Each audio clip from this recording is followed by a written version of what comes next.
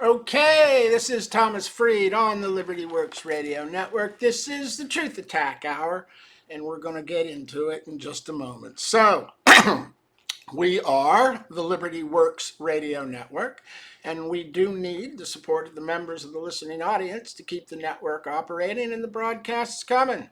So if you enjoy the shows, the information, the lectures, the topics, the discussions, the questions, the guests and the hosts on the other shows on the network, we sure would appreciate it if you could find your way over to the LibertyWorksRadioNetwork.com website and get signed up as a subscribing member, even if it's as little as $10, $20 a month.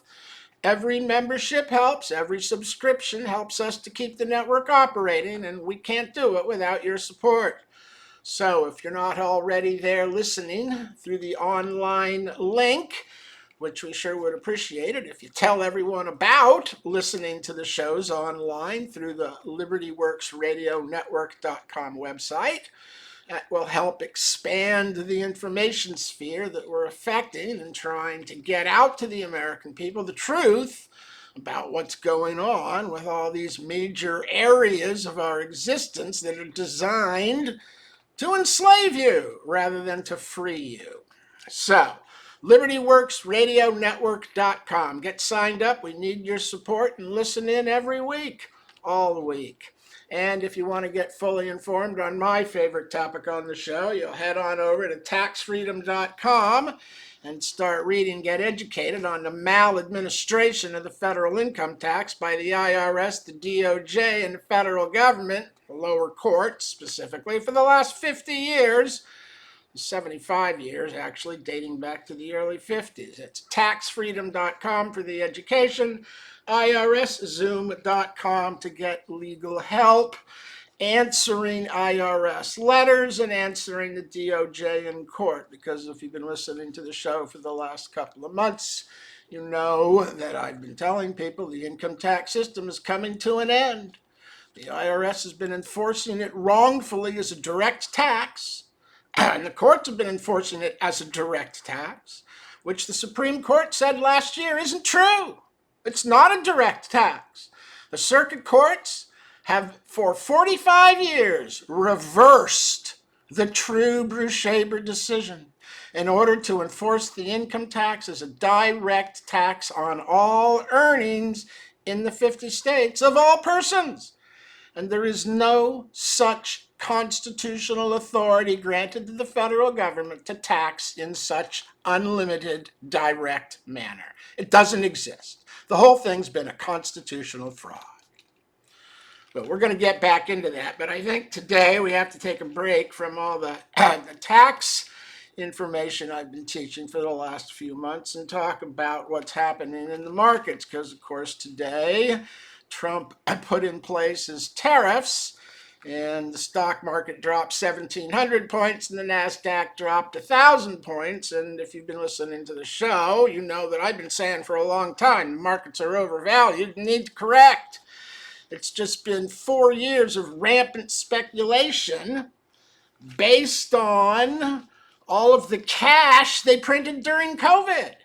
They printed so much money during COVID, it moved the M1 money supply from about $5.5 trillion to over $20 trillion.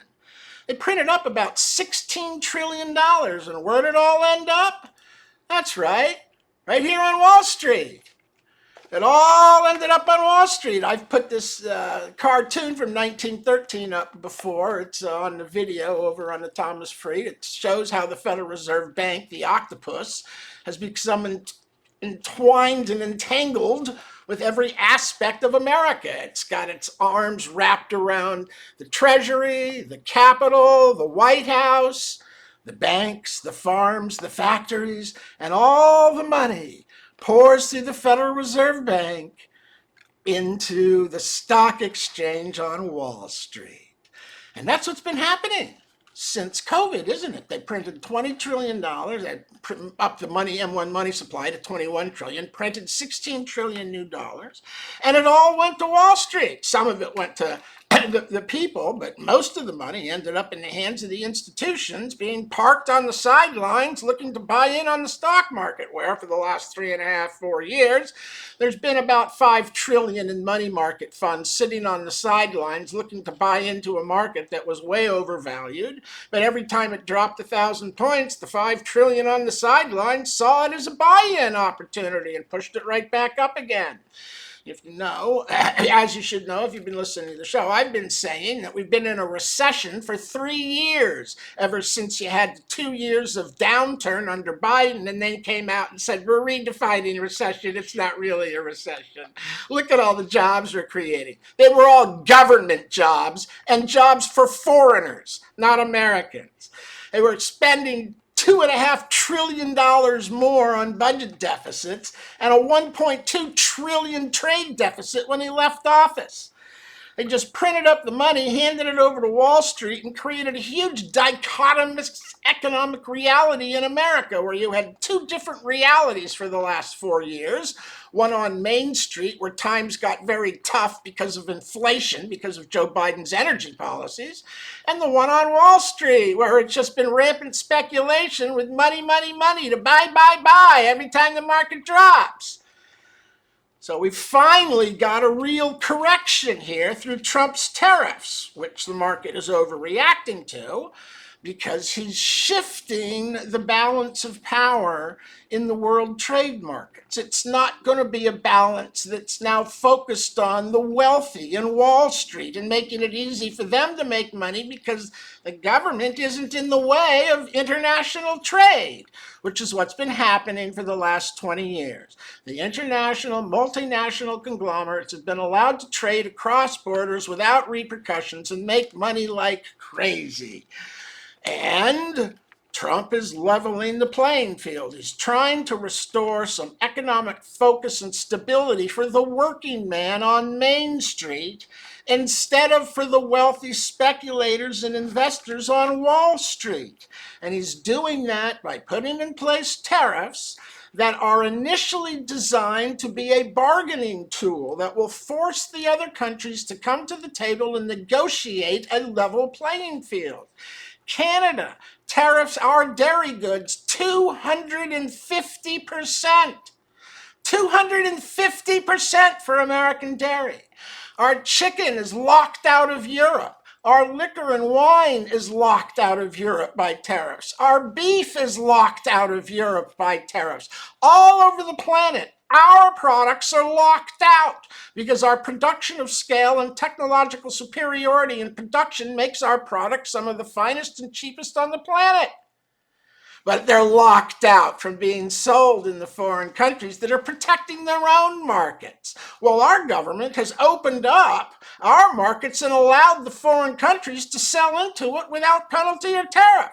So our production, our factories, our working base has moved out of the country. And as now the goods are being produced, instead of in factories in America, they're being produced in slave labor countries like China and other places where they have cheap labor and access to resources through the world trade that lets natural resources flow without too much taxation so that they can be put together where the labor is cheap. And our country has, our governments, both Democrat and Republican administrations, have allowed the foreign nations to dump their products into our country and had our American people buy the cheap foreign goods while displacing and putting out of business and making smaller and smaller the American production of goods and finished products. So what Trump is doing is telling the foreign governments, we are not going to let you dump in our country while we're not allowed to sell in yours any longer. That policy is going to change. Either you come to the table and negotiate with me a free and fair level playing field where both sides reduce substantially, if not eliminate entirely, the tariffs on the other country's products, or we agree on which specific industries in each country need to be protected for whatever reason and only have tariffs that apply to those places. Critical areas of production for each country. which in a well-developed country, there aren't really any. We don't need protection on anything here in the US. And Trump isn't doing it to protect. He's doing it as a negotiating tool to force them to the table. And they will. They will come to the table and negotiate. Canada and Mexico have already come to the table and said, let's try and work this out. And other countries will all do the same thing because they need us to buy their products more than we need them to buy ours. After all, we've been locked out for 30 years and are doing okay. So what Trump is doing is trying to shift the economic focus in America from Wall Street and speculation with the cash supplies, which are still sitting there on the sidelines in Wall Street. There's still $5 trillion waiting to buy in, and the markets will bounce back. The stock markets are cyclical. They run in cycles. They run up and they run down. As long as there's $5 trillion in cash sitting on the sidelines, you can bet the market will recover. And I think we're pretty close right now to the bottom. We've had a full 12% correction from 45,000 down to about 40,000. That's 5,000 to 45, or 1/9 or 11%. So you're right in the area of the 12 to 15% correction that generally gives you the bottom. The tariffs went in place today, and it appears as though most of it had been priced in, but not all of it. And some of the numbers are a little higher than the companies had been expecting. So you had the overreaction today of the selling, but you still got the cash on the sidelines. They're going to see this as a buying opportunity. And that would actually be my recommendation to people. If you've been looking for an opportunity to buy into some of the 7 tech stocks that just ran off the board the last 3 years, here it is. These companies are going to be the ones that continue to make money as the whole world moves to AI and technology. Their earnings aren't going to go down. They're going to continue to be spectacular. And as soon as the market is done resetting, stocks like Google, Amazon, Tesla, Microsoft, Meta, Nvidia, and the other AI stocks will again immediately start running. So if you were thinking that you'd missed the boat and it was too expensive and it was out of reach, it's come back. And now is the time to put your capital to work over the next couple of days. Because I think this 1,000-point loss will be rounding the bottom, and the markets will begin to recover as those other countries come to the table and negotiate with Trump to have the tariffs eliminated. Meanwhile, you've got $6 trillion that have been committed by industry in the last 3 months of Trump's administration to build, employ, and produce in America. So you're going to have $6 trillion going to work to hire people to build and then to employ people to produce. You've got oil, which dropped all the way down to $67 a barrel. That's under $70 for the first time in a long time. And as I've said all along, all of the inflation came out of the increased oil prices, which cascaded into the cost of products all over the country. If you want your inflation to come down, you got to bring the price of oil back to $50 a barrel.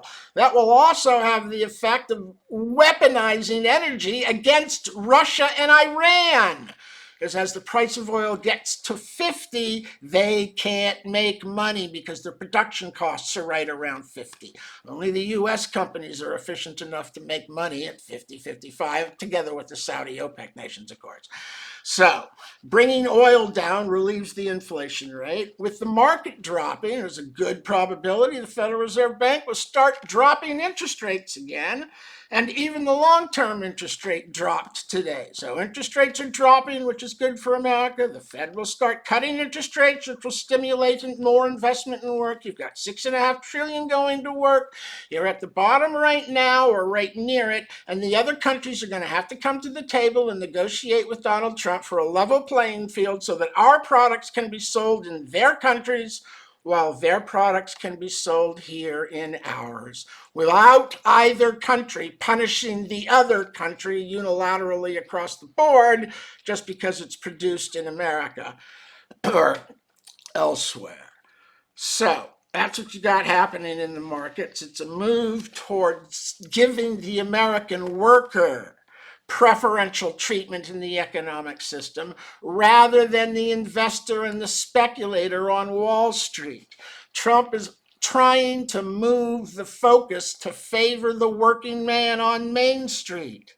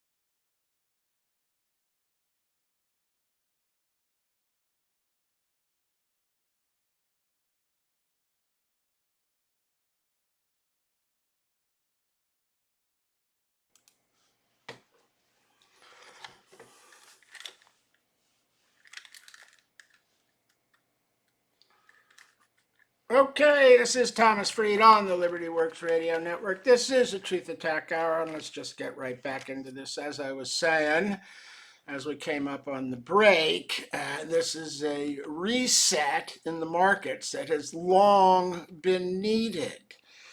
And it's good that it's occurring as a result of a change in policy, as opposed to just occurring because it's time and not getting the change in policy that's necessary to correct and reverse the market drop. So this is people reacting to the change in posture of the American government not being solely focused on Wall Street for the first time in 30 years, but actually trying to do something for the working man. And of course, the irony is that in order to help the working man, there's going to be what people believe might be some short-term pain in the form of higher prices to pay for goods that have been hit with the tariffs. And there's an easy solution for that. Buy American. Don't pay the higher price for foreign goods. Buy American goods. Buckle down, shorten your expenses, only buy what you need to, and buy American. The prices won't go up for American goods. They're only going up for tariffed goods. So as those agreements with other nations get settled, those price increases from the tariffs will disappear. In the meantime, just buy from American producers, and you won't have to pay the tariff. So yeah, some things are going to go up, but it's generally only the foreign products that are going to go up in price because American goods aren't affected by a tariff. So there's your solution. For a couple of months, buy American. That's what the American economy needs. That's what Trump is trying to motivate the world to do. It makes sense that America does it too. And if you're worried about losing money on the market, don't. Because with $5 trillion sitting on the sidelines, the market's going to start to climb its way back as the economic factors get better and better. As energy gets cheaper, as oil gets cheaper, as interest rates go down, as capital becomes more accessible, as money is spent here to build and produce infrastructure to begin producing finished goods in the new factories that the companies have committed to build and produce in here in America. And remember, there's no loss if you don't sell. You just wait it out and the valuations will come back. Just like I've pointed out, you can't tax the billionaires because they don't have the money. It's paper valuation based on the stock they're holding. The only way to tax them on it would be to force them to sell the stock, which would drive the price down, which would make them sell more. What are you going to do? Not make them sell the stock, just have the government take it as a function of a percentage? Yeah, right. Sure thing. That's what we want, is the government owning stock in these companies. Now, the whole thing is crazy.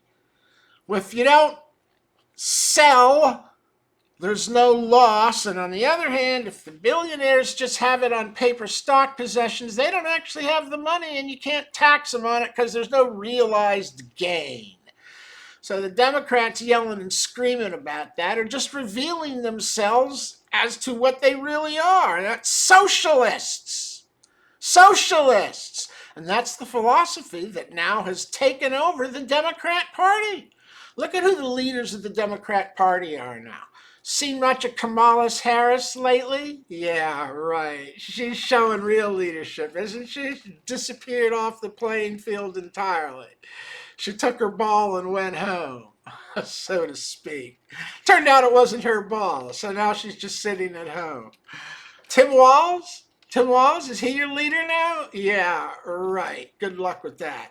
You know who's leading the party now? Same guy who was leading it 4 years ago and they stole it from him. Bernie Sanders with Elizabeth Warren and AOC. It's the Communist Party of America, the Socialist Party. It's not Democrat anymore. There's no centrist values.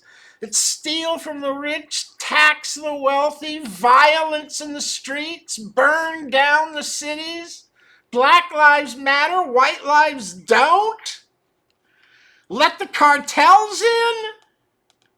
Let them take over the streets and the condominium. Oh, it's just a couple of condos. Oh my God! Are you listening to these people? They're doing everything they can to destroy the quality of life so that the American people will be compelled to reach out to government and beg them to come in and do more destruction, chaos, and anarchy, and running the country for foreigners to buy votes instead of for Americans and for productivity and quality of life. The Democrats have become the global socialist party. They're no longer interested in American policy, American values, the Constitution. They keep yelling about Trump's violating the Constitution. No, they're the ones that violated the Constitution when they opened the border and claimed nothing could be done about it unless Congress passed new law. Well, that's funny. Trump took office and border encounters went from 5,000 a day to 350. Turns out you didn't need new law. All you needed was an administration willing to enforce the law as it has been written. And of course, that's a problem in the tax system, isn't it? The judges aren't enforcing the law as it has been written. They're enforcing it as it has been opined in opinions of lower socialist-minded judges who are enforcing the second plank of the Communist Manifesto with the graduated income tax. They're not enforcing constitutional taxation. It's the second plank of the Communist Manifesto to fund the bureaucratic expansion and takeover of the country so that the bureaucrats and their administrations insert themselves into every single policy in every single state that affects every single life in the country, in energy, education, agriculture, housing, environmental protection, occupational safety, transportation, commerce, labor. Where are any of these things in the Constitution for the government to set up agencies to invade the states and control your lives? This was one of the reasons why we fought a revolution. He has sent forth swarms of bureaucrats to harass and eat out our substance? Sounds like a cause to me, and it's exactly what's been done through the bad decisions of the socialist judges, which gave us Roe v. Wade, a fictional federal power that divided the country right down the middle 50-50. And Chevron, regulatory deference. The government can create agencies, bureaucracies, and they get to write their own laws that invade your home, your land, your property, your farm, your business. They get to write their own laws through regulatory deference. And affirmative action. Oh, wasn't that wonderful? The solution to historical discrimination is more discrimination. We'll just reverse the discrimination. And that way everyone will feel good about it, right? No one will get bitter. No, the federal courts enforcing socialism through Roe v. Wade to divide the country, Chevron to empower the regulatory agencies, affirmative action to allow them to write different laws for the different classes of person the government defines in law with discriminatory law. And it's all funded through the government's ability to reach into your pocketbook, your paycheck, and steal 40% of the check before you ever get paid. And then tell you it's tax, so not a dime of it goes in the treasury to fund the operation of the government. It all goes to the private corporate bank, the Federal Reserve Bank, not to fund the operation of the government, but to fund the peonage slave system that the income tax represents. All the money is going to the Federal Reserve Bank to collateralize the $36 trillion in debt. It's got nothing to do with funding the operation of the government. That's not what the money is being used for, and it's not money. That's what the paper script is being used for. to enslave the American people to the endless servicing of 36, 40, 45, 50, 60, 70 trillion dollars in debt. As goes the currency, so goes the fate of the nation and the quality of life of the nation's people. It deteriorates with the currency too. And Congress is running it out. They're printing the dollar into oblivion. 1.2 trillion trade surplus, 2.5 trillion budget deficit, 2 trillion a year on top of 36. They're running it out. We need to return to a constitutional system. You need to eliminate all of the unconstitutional operations of the federal government. And I say, cut those budget dollars across the board 10% and then distribute them to the states so that 50 state capitals can start spending money on education to hire teachers or build schools or buy buses or put online programs up. So that 50 state capitals can spend that money on energy to produce the best, most efficient, cheapest source of energy in that state, rather than being told by Washington, D.C. what curriculum the schools must teach or what energy forms the state must pursue. Because solar doesn't work in Maine, Vermont, New Hampshire, Michigan. And windmills don't work in places where there's no wind. And the government shouldn't be dictating to the states how to spend money in these arenas. Transportation should be up to the states to decide which bridges and highways or infrastructure elements need to be repaired, not the federal government. Commerce, housing, it should be on the states. Environmental protection, where's that in the Constitution? It should be on the states. All of these things have been usurped by the federal government through its ability to print dollars to fund them, and the states don't have that capability. So the Fed has to share the wealth, get rid of the unconstitutional federal operations, give the money to the states, and let all 50 state capitals start stimulating economy, business, jobs, building, and production in all 50 states. Let's not have all the money spent out of Washington, D.C., one city, distributing $4 trillion. Why don't you give $1.5 trillion to spend out of 50 state capitals and share the wealth? Why don't the states get access to any of that capital? Eliminate the federal agency, cut it across the board 10%, and give the money to the state. Education, energy, agriculture, transportation, labor, commerce, environmental protection, occupational safety. These are all state functions that don't exist as state functions because there's no money for it, and do exist as federal functions because they printed the dollars and ran 36 trillion building a bureaucratic administration, a bureaucracy that has invaded and taken over America by imposing federal policy in all 50 states in all of these arenas and making the federal money hinged on adopting federal policy from the central planners in socialist, communist Washington, D.C. If you don't understand my references to communism, Google the 10 planks of the Communist Manifesto. See what comes up. Read them, and then tell me you don't see America's last 50 years in those 10 planks. Go ahead, do it. I dare you. Sounds like we're coming up on the second commercial break. This is Thomas Freed on the Liberty Works Radio Network. We'll be back in 5 with more.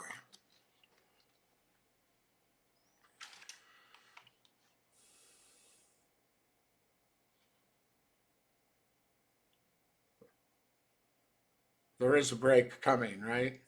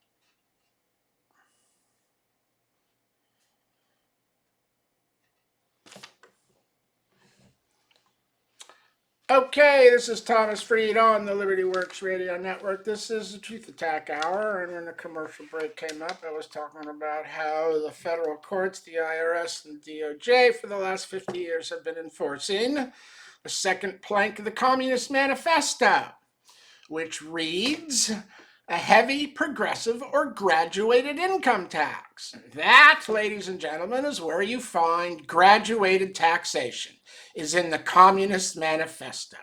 Class warfare. Write laws that divide the people into different classes and then have different laws applied to the different classes. And sure as shooting, you're going to have a class warfare system going on in your country in no time at all, as each class at warfare with the other in the streets constantly calls out to the government to intervene in the class warfare system it engineered and usurp more power to rule the people and the different classes it created with the divisions specified in law. And that's exactly what's been done with the income tax. If you look into it, the historical justification for the use of graduated tax brackets to tax income or earnings, profit, goes to a series of decisions in the 1860s, 70s, 80s, and 90s where it was deemed and held that the power to use graduated tax brackets was based on the power of Congress to discriminate against the inanimate commodities and articles of commerce subject to taxation, and against the inanimate corporate person, licensed person, and privileged foreign person.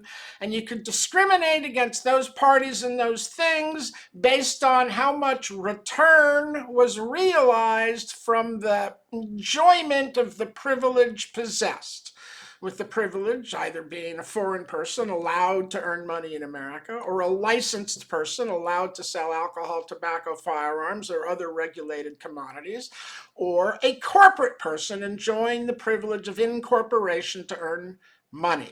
But in America, citizens don't earn money through any privilege or license. It's done by right, and tax cannot apply to the American people.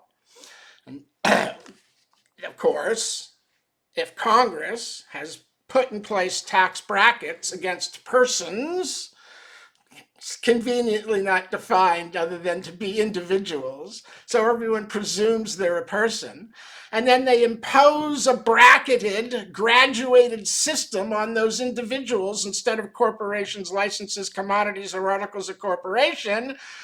And if the power to use graduated tax brackets is based on the power of Congress to discriminate, well, then I ask you, what power does Congress have to discriminate against the American people, rather than the corporate person, the foreign person, the licensed person, or the commodities and articles of commerce? What power does Congress have to discriminate against the American people? Could they write one tax law, a rate of tax for Jews, say at 90% and Christians at 10%? Or whites at 80% and blacks at 20%? Or vice versa? Or gays at one rate and straight at another? Or men at one rate and women at another?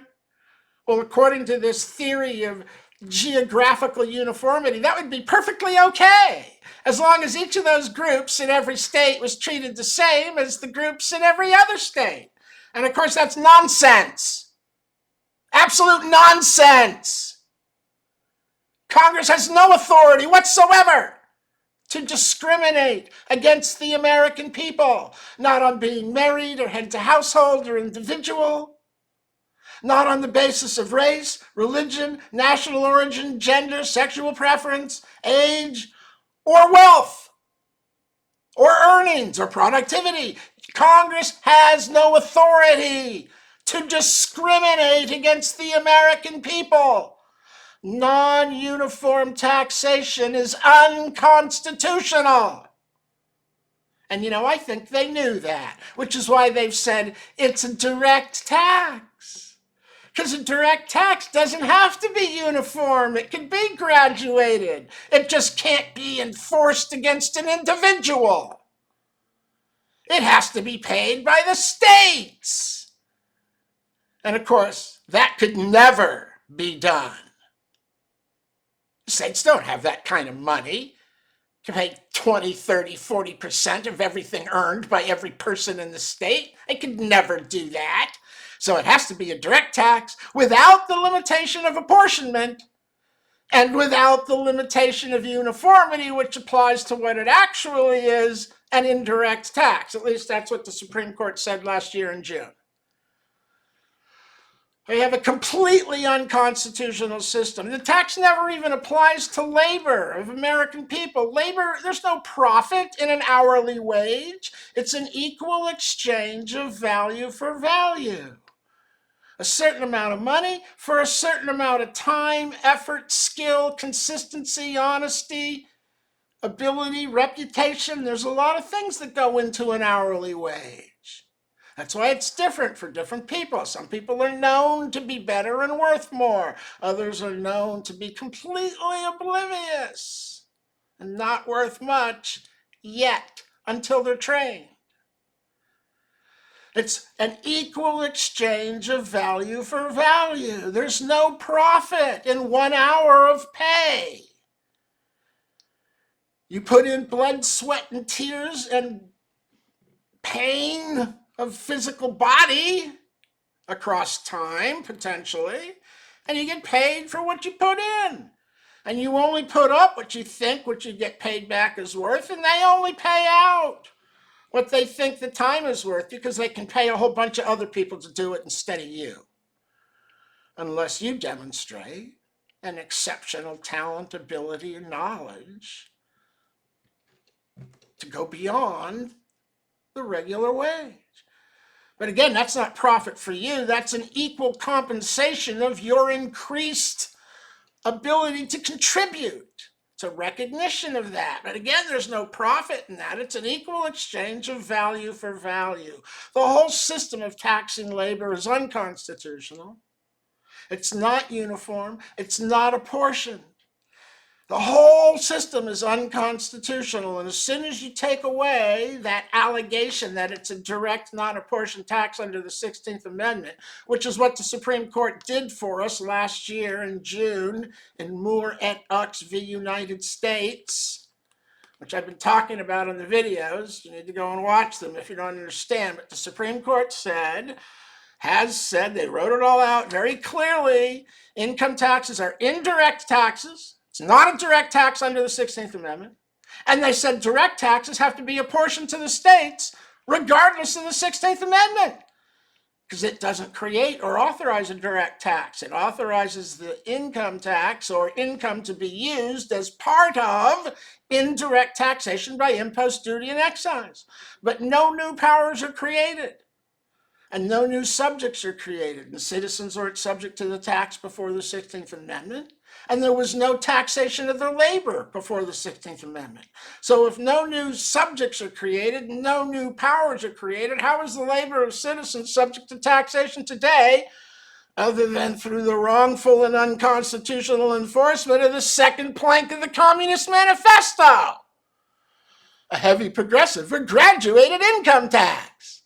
That's what the courts have been enforcing. They have betrayed the American people and are enforcing socialism to fund the bureaucratic expansion of the federal government's takeover of society and ultimately the planet through the same plan.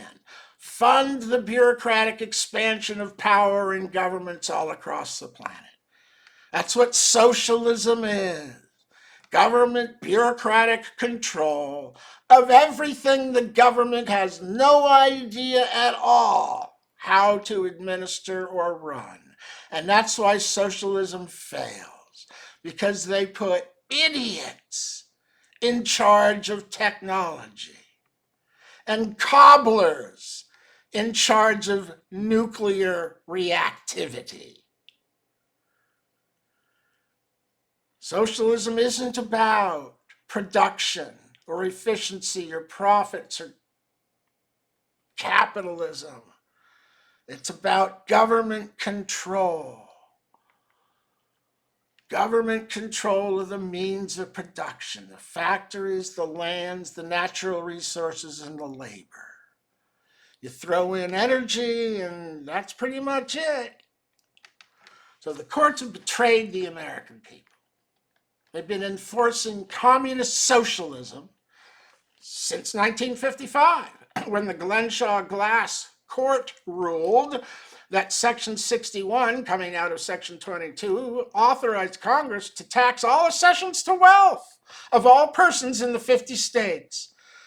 I guess theorizing it was a direct tax under the 16th Amendment without ever actually saying that, but using that as the basis for a holding that Section 61 all of a sudden taxes rent, interest, dividends, commissions, annuities, alimony in the 50 states, and that there was a rate of tax that applied to married individuals or heads of households or married filing separately. Where would Congress get the jurisdictional, territorial, or legislative jurisdictional authority to write law for married people or individuals, single people, or heads of households on that basis?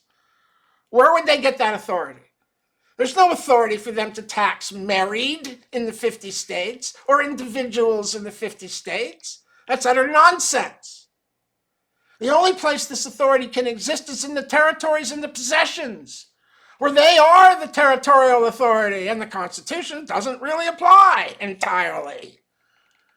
And that's exactly what we find when we research the law. The 1913 law was a tariff act that imposed the tax on those persons, married, heads of household individuals, in the territories and possessions where the tax was imposed. And that's plainly and clearly reflected in Section 4 of the 1939 Statutes at Large for Title 26, which I have posted on the taxfreedom.com website. If you want to go over there and download that, you can see what classes of persons are actually subject to the graduated tax. And it isn't American citizens exercising their right to work in the 50 states. The tax isn't laid on labor from which no profit is derived.